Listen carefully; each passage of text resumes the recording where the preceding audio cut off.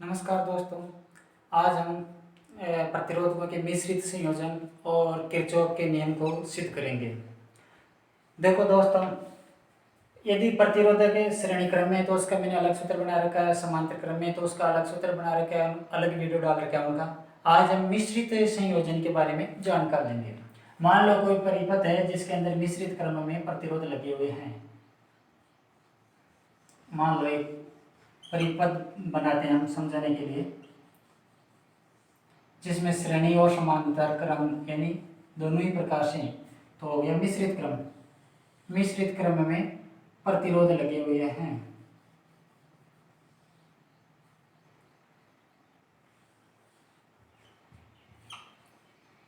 ये मान लो कि R1 है, ये R2 है, ये R3 है, ये R4 है।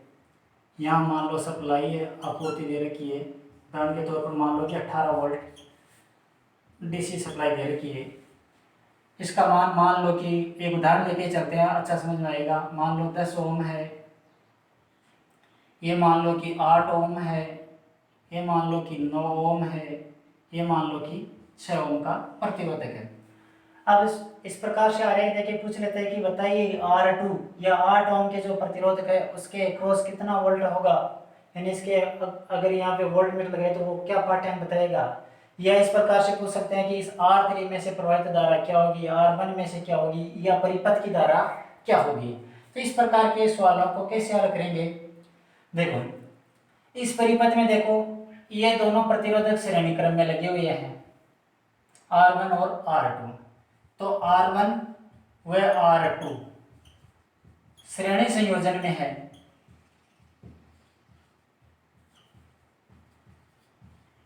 तो इनका प्रतिरोध क्या होगा, इसको मान लेते हैं RT1। श्रेणी क्रम का सूत्र क्या है, RT बराबर होता है R1 प्लस R2। तो यहाँ ये R1 और R2 यही है। R1 का मान क्या है, 10 ओम, R2 का मान क्या है, 8 ओम। तो इस दो मिश्रित परिपथ का प्रतिरोध कितना हो गया, 10 और 8 18 ओम। अब इस आरेख को देखते हैं ये किस प्रकार का बन गया।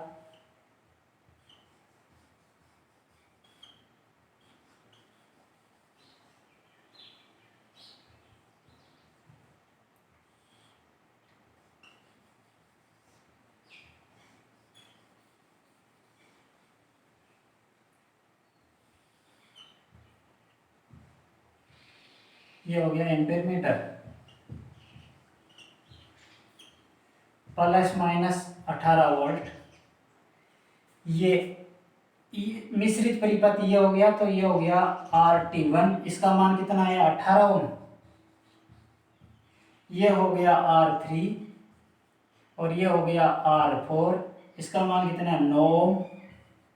और ये हो गया 6 ओम। इस प्रकार का होगा। इनको यदि इन्हें अलग से इसका प्रतिरोध ज्ञात कर लिया तो अब इस प्रकार का दिखेगा ये परिपथ। अब देखो, R4, R3, RT1 ये तीनों समांतर क्रम में लगे हुए हैं, यानी तीनों समांतर क्रम में लगे हुए हैं। तो इस परिपथ में R4, R3, RT1 समांतर संयोजन में होने के कारण इनका प्रतिरोध यानी इनका मिश्रित प्रतिरोध क्या होगा, समांतर क्रम का सूत्र लगेगा। समांतर क्रम में सूत्र क्या होता है, 1/RT बराबर 1/R4 plus 1/R3 plus 1/RT1। यही है तीन प्रतिरोध समांतर क्रम में, तो ये सूत्र लगेगा। तो 1/RT बराबर 1/R4, R4 का मान क्या है 6, तो 1/6। R3 का मान क्या है 9, तो 1/9 प्लस RT1 का मान क्या है 1/18।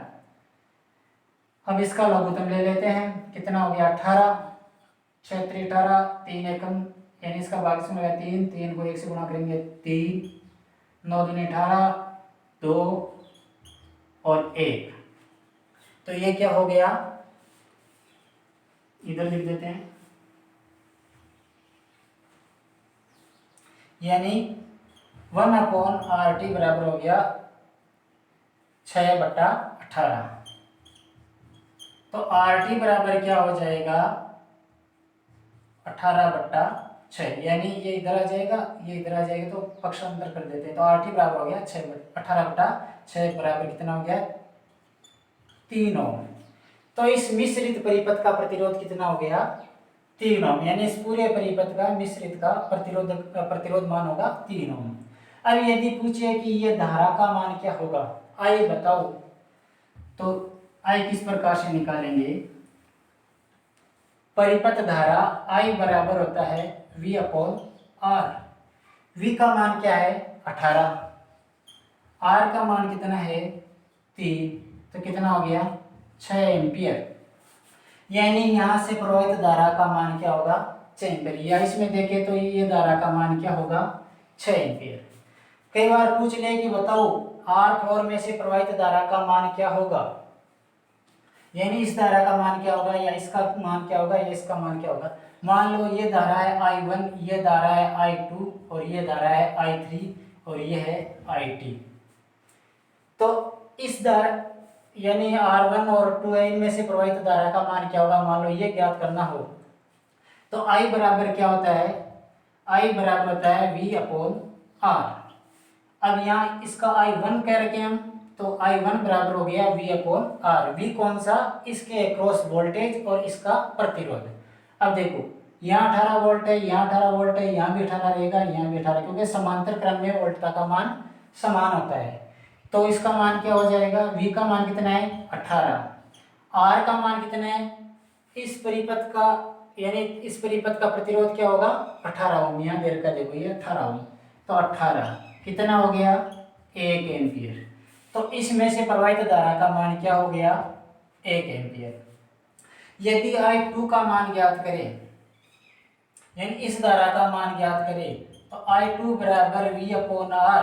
V कौन सा जो भी है इस प्रतिरोध के अक्रॉस, और R कौन सा R3, यहाँ भी हम R की जगह RT1 रख सकते हैं। तो V/R3, V का मान कितना है, समांतर क्रम में वोल्टता का मान समान ही है, तो वोल्ट कितना हो गया 18, R3 का मान कितना है 9, कितना हो गया 2 एम्पियर। तो इस धारा का मान क्या हो गया 2 एम्पियर, या मैं यहाँ थोड़ा विस्तृत से लिख देता हूँ, इसका मान हो गया 1 एम्पियर, इसमें से प्रवाहित धारा का मान हो गया 2 एम्पियर। तीसरी धारा कौन सी, ये धारा ज्ञात करते हैं I3 बराबर V/R। R कौन सा 4, V का मान कितना है 18, R का मान कितना है 6, कितना हो गया 3 एम्पियर। तो इसमें से प्रवाहित धारा कितनी हो गई 3 एम्पियर, ये हो गई 3 एम्पियर। किरचॉफ का प्रथम नियम क्या था कि संगम पर धाराओं का बीजगणित योग शून्य होता है, यानी आने वाली धारा बराबर जाने वाली धारा। इधर आने वाली धारा 6 है, जाने वाली धारा 1, 2 और 3, यानी 2 और 1 3 और 3 कितनी होगी 6। तो आने वाली धारा भी 6 एम्पियर है, जाने वाली धारा भी 6 एम्पियर है। तो इस प्रकार से हम धारा ज्ञात कर सकते हैं। अब पूछ ले कि यहाँ वोल्टता का मान क्या होगा, तो वो भी ज्ञात कर लेते हैं। देखो कि इस प्रतिरोध यानी इन पर तो समान रहेगा 18 वोल्ट। 18 वोल्ट जब ये श्रेणी क्रम में वोल्टता का मान अलग अलग होता है, जबकि धारा का मान समान होता है। तो ये किरचॉफ का द्वितीय नियम हल हो जाएगा। यहाँ पे देखो इसमें से प्रवाहित धारा क्या है 1 एम्पियर। तो पहले इसके अक्रॉस वोल्टता ज्ञात करते हैं। तो हम लिख सकते हैं कि R2 के अक्रॉस विभव या विभवांतर,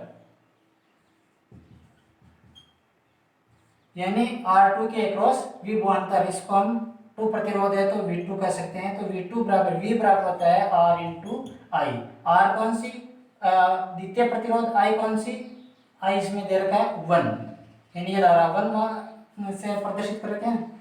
तो R2 इंटू I1, R का मान कितना है 8, I का मान कितना है इंटू 1 कितना हो गया 8 वोल्ट। तो ये इसके अक्रॉस कितना वोल्ट खपत होगा 8 वोल्ट। अब देखो इस 10 ओम प्रतिरोध के अक्रॉस कितना वोल्ट खपत होगा, वो भी हम निकाल लेते हैं।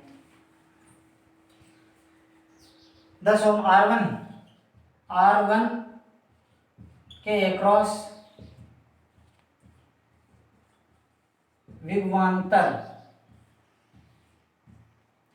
R1 के अक्रॉस विभवांतर क्या होगा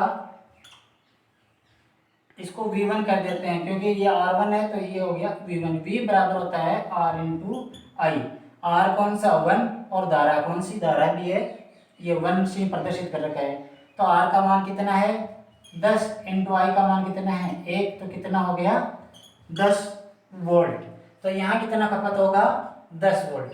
अब देखो किरचॉफ का द्वितीय नियम क्या था कि अलग अलग घटकों पर खपत वोल्ट का योग आपूर्ति वोल्ट के बीजगणित योग के बराबर होता है। यानी यहाँ पे 10 वोल्ट खपत हो रहे हैं, यहाँ पे 8 वोल्ट खपत हो रहे हैं, इनका योग कितना हो गया 10 और 8 18, लगाया गया कितना है 18, अर्थात सिग्मा ई बराबर सिग्मा आर। ये भी नियम यहाँ पे सिद्ध हो गया। तो ठीक है दोस्तों, धन्यवाद।